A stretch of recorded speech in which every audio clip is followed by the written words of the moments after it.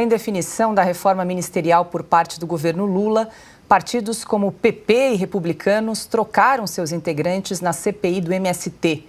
Com a dança das cadeiras na comissão, a oposição voltou a ter maioria dentro do colegiado e a expectativa é de que o relator, deputado Ricardo Salles, proponha o indiciamento de aliados do Palácio do Planalto.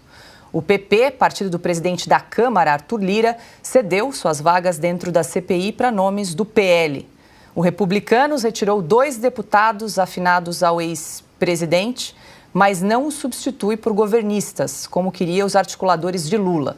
Com as trocas, a oposição passou a ocupar 15 cadeiras na comissão contra 9 da base governista. Silvio, como é que essa troca, essa dança das cadeiras aí pode ajudar aí nessa conclusão da CPI do MST? O relator, deputado Ricardo Salles, deve apresentar o relatório final em breve, né?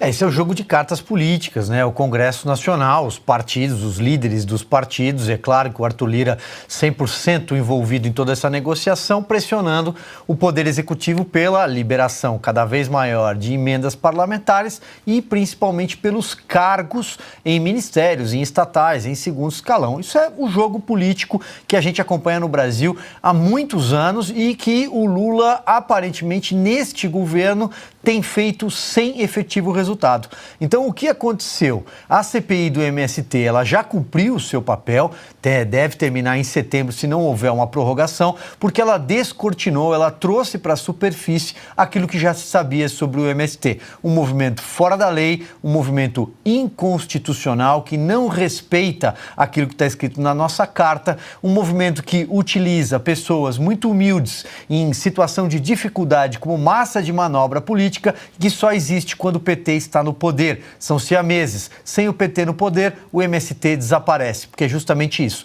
um movimento de pressão. A CPI, neste momento, chegou muito perto e já encontrou, inclusive, alguns indícios de que quem financia o MST indiretamente é o governo, além de fornecer superintendências do INCRA. Foram 19 nesse ano, a Conab, a Central de Abastecimento, e por aí vai. Então, acredito que a CPI do MST já cumpriu o seu papel. E para aprovar o relatório do deputado Ricardo Salles, que evidentemente precisa da maioria da comissão, esses votos são muito valiosos dessas bancadas do tal Centrão. Resta saber se o Lula vai correr para tentar proteger os seus aliados, que sim, teremos pedidos de indiciamento deles e todos eles estão ali no PT e nos partidos satélites, principalmente no PSOL, cuja grande representante, Sâmia Bonfim, nessa comissão, emprega a mulher do José Rainha, que estava preso até outro dia.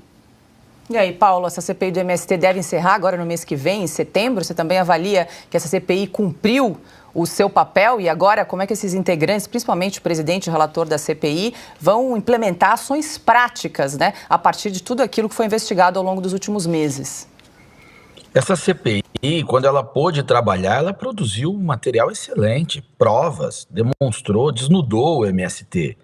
Inconteste a organização criminosa que é o MST, segundo aquilo que foi mostrado na CPI, inclusive com membros, ex-membros do MST prestando depoimento. Então foi um grande trabalho. E o governo se empenhou, colocou energia para desfigurar essa CPI.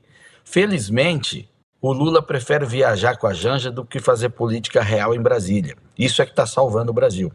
Aí o Lira fica bravo com ele e vai lá e articula a sua base parlamentar para pressionar um tanto mais o governo. E aí beneficia a CPI do MST, que havia sido desfigurada e agora foi retomada a normalidade nessa CPI, que é a oposição, os reais interesses do parlamento, ali enquanto comissão de investigação, poder trabalhar. E o Lira vai tensionar um pouco mais com o governo para obter o que ele quer ali na frente. Mas, enquanto isso, é preciso aproveitar esse tempo e apresentar esse relatório o quanto antes para não dar tempo para o governo agir. Tudo ali é estratégia.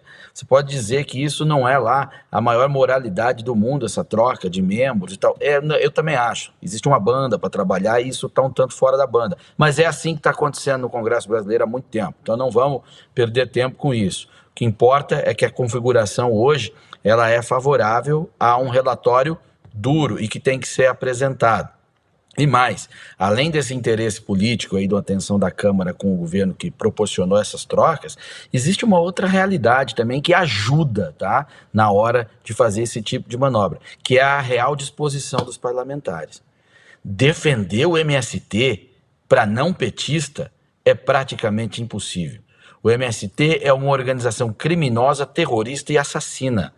Somente o PT consegue defender eles com unhas e dentes. E vocês sabem as razões.